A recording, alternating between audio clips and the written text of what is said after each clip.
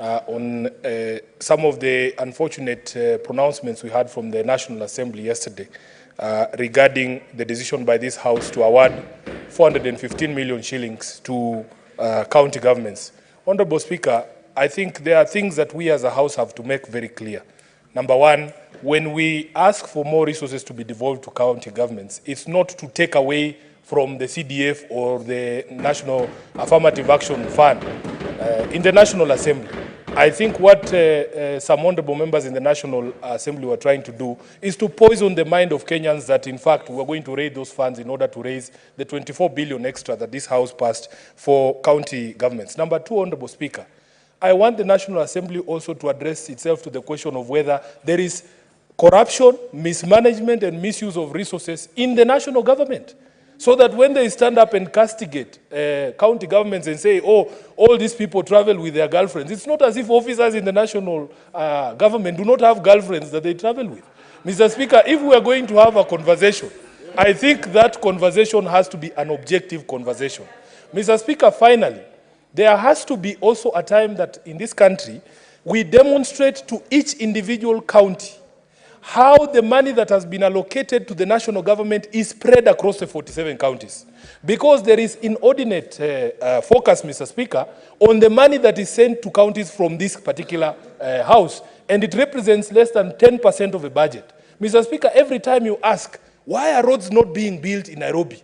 Mr. Speaker, in Nairobi alone, we have 50 stalled road projects. When you ask, you say, oh, but Nairobi received 20 billion shillings. Mr. Speaker, an analysis was done of the distribution of resources at the national level from the Kenya Rural Roads Authority and from Kenya. Mr. Speaker, and by illustration, this was an analysis of the constituencies allocation from Kera and Kura in Kiambu County. And we will not be surprised that the person who was castigating Senate yesterday, the Honorable Kimani Ichungwa, the Member of Parliament for Kikuyu, Mr. Speaker, out of the money that is allocated, 350 million shillings allocated to Kiambu County and Akura, 220 million shillings has somehow found its way to Kikuyu constituency from where this Member of Parliament comes from. Mr. Speaker, 94% of the money under Kera is utilized in Kikuyu constituency alone, 1.45 billion shillings, Mr. Speaker. And if you ask Honorable Ichungwa to add money to the counties, Nairobi alone, Mr. Speaker, the bill for electricity that is owed to Kenya Power is 1.5 billion shillings, Mr. Speaker. So that the money that Ichungwa receives is enough Senator to pay our electricity bills here. Senator Gloria, what is your point of order? Thank you, Mr. Speaker. I am aware we are discussing county issues, but Mr. Speaker, we still have to be guided by our standing orders. And they are very clear about discussing any other member of, a member of parliament, either from the Senate, Mr. Speaker, or from here. And imputing improper motive, Mr. Speaker. Mr. Speaker, and I understand, Mr. Speaker, order, allow me. Honorable, order, allow Senator me. Faki, order. Mr. Proceed. Speaker, protect me. I'm just saying, I understand that we are trying to highlight on the issues of devolution, Mr. Speaker. But can the Honorable Senator of Nairobi try and make his point without discussing another member of parliament who is actually not in the House, Mr. Speaker? That is my point of order. Senator Gloria, which standing order has been violated? Mr. Speaker, on, I think it's 98, Mr. Speaker. Mr. Speaker, just allow me, because I know that this is how we are used to sitting me down. There is even content 101, Mr. Speaker, contents of speech. If you go to 101.3, it shall be out of order to use offensive or insulting language, whether in respect of the senators or other.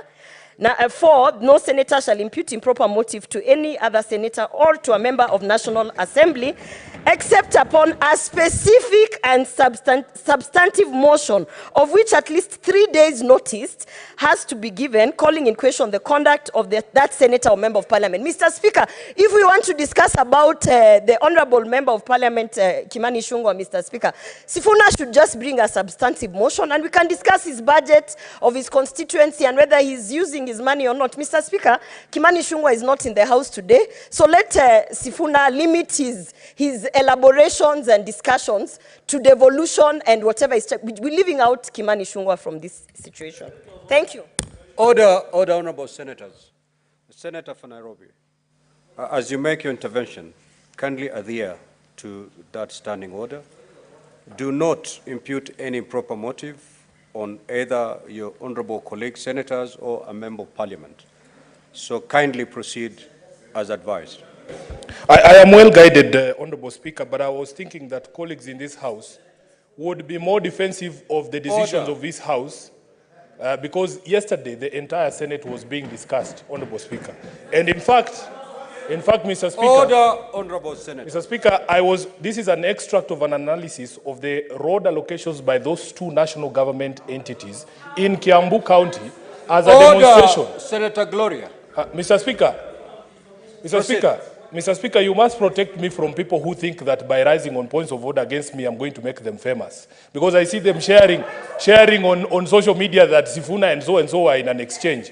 You will have to find your own fame by the quality of debate you bring to this floor. Mr. Speaker, let me conclude by saying, let me conclude by saying this, Mr. Speaker, to conclude. That the discussion about allocation of resources, about the needs of the county governments and the challenges to devolution have to be had in a sober space and with context, Mr. Speaker, because as I was explaining to you before the point of order, 1.4 billion shillings, Mr. Speaker, is the amount of money that we require as Nairobi to pay off all our debts at Kenya Power so that all these members who come to Nairobi from those rural constituencies can continue to enjoy those services that the city provides. So when people come here and castigate decisions of this Senate, Mr. Speaker, and attack devolution on the basis of malpractices here and there, yet those similar malpractices are actually present even in the national government. And I will be hoping, Speaker, as I conclude, that when this House puts together its mediation team, they will send serious senators to the mediation team who will not go there to try and defend Kimani Ichungwa. I thank you, Mr. Speaker. Order.